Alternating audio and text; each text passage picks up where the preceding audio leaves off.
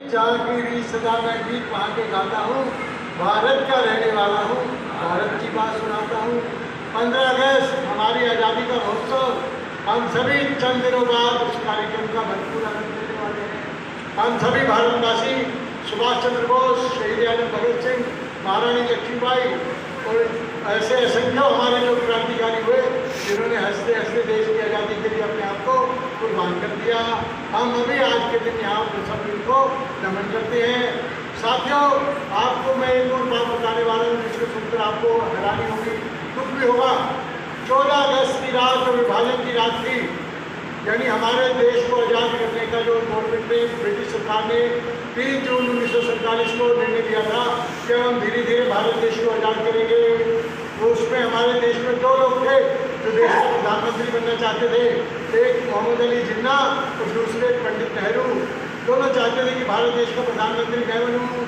जब मोहम्मद अली जिन्ना को लगा कि इस देश को भारत का प्रधानमंत्री मैं नहीं बन पाऊँगा, तो उसने क्या किया, मुझे अलग देश चाहिए।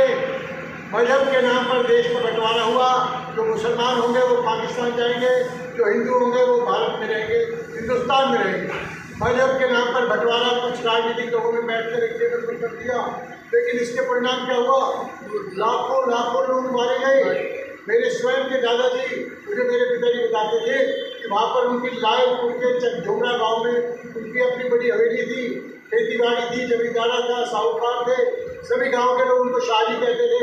10-12 मुसलमान लोग उनके घरों पर काम करते थे, नौकरी का नौकर थे, उनके पशु को पालते थे, खोलते थे।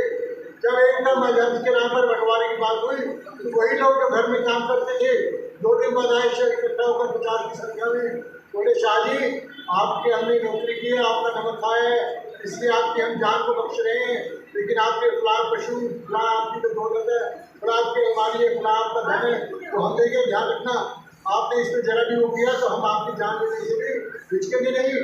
कोई 4 दिन पहले जो लोग घर के नौकर थे, तो 4 दिन बाद मजहब के नाम पर एकदम दुश्मन बनकर खड़े हुए। हम सभी ने देखा, पढ़ा और यूट्यूब पर हम सामान्यतः देखते हैं। लाहौर से अमृतसर के लिए हजारों लोगों की ट्रेन निकली, हजारों हिंदू उसमें भरे हुए हिंदुस्तान आने के लिए, अमृतसर आने के लिए।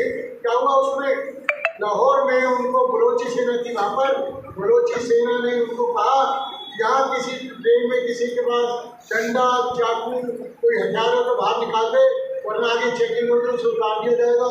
काफ़ी लोगों ने छुपा रखे थे डंडे, हथियार, ताकि उनको पता था कि रास्ते में मुसलमानों से मुठभेड़ हो सकती है, लेकिन बड़ी चालाकी से उनसे निकाल लिए गए। जब सभी निहत्थे हो गए तो क्या किया उस ट्रेन में था, उसमें 200 के करीब हमारी बेटियां थी, बहनें थी, उन सभी को वहाँ से घसीट कर बाहर निकाल दिया गया। हजारों लोगों की भीड़ आ गई उस स्टेशन पर, लाहौर पर। तो चंद मिनटों में वो ट्रेन जिसमें हजारों जीवित लोग थे उनके टुकड़े टुकड़े कर जब वो ट्रेन अमृतसर पहुंची उसमें एक भी जीवित व्यक्ति नहीं था। लाशों का मार था, ढेर था। और उसकी ट्रेन के पीछे क्या पर्चा लगाया था उन्होंने, नेहरू और गांधी के लिए हमारा उपहार है ये। साथियों, जिन लोगों की कोई गलती नहीं थी इस राजनीतिक विभाजन की भूमिका में, वो लोग बहुत सारे कहते हैं लगभग 50 लोग शरणार्थी बनकर जो वहाँ पर अपने घर के अपना व्यवसाय चलाते थे, अपनी नौकरियाँ करते थे, अपनी इज्जत से शान से रहते थे।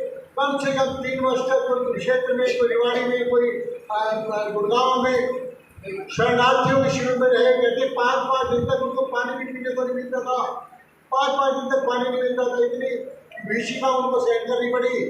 यानी विभाजन अपने आप में कुछ राजनीतिक लोगों ने किया, लेकिन इसका परिणाम लाखों लोगों को भुगतना पड़ा।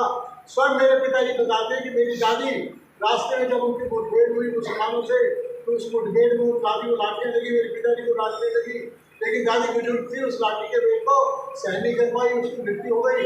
और सबसे बड़ी बात एक और वहाँ सुनने में आई कि वहाँ पर जो रास्ते में हॉस्पिटल थे जगह जगह बने हुए, वहाँ पर जब वो गए इलाज के लिए तो जो बड़े डॉक्टर थे वो मुसलमान थे, तो 4th क्लास के वो हिंदू थे।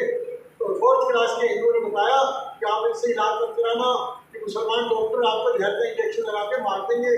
जब वो चले गए रात को 11 बजे, तब उन्होंने आकर जो अपने 4th क्लास के कर्मचारी थे उन्होंने उनकी मरहम पट्टी की, उनको दवाइयाँ दी। यानी कितनी हम त्रासदी के अंदर हमारे देश ने देखी, जिसमें लाखों बेगुनाह लोग भूख का शिकार हुए।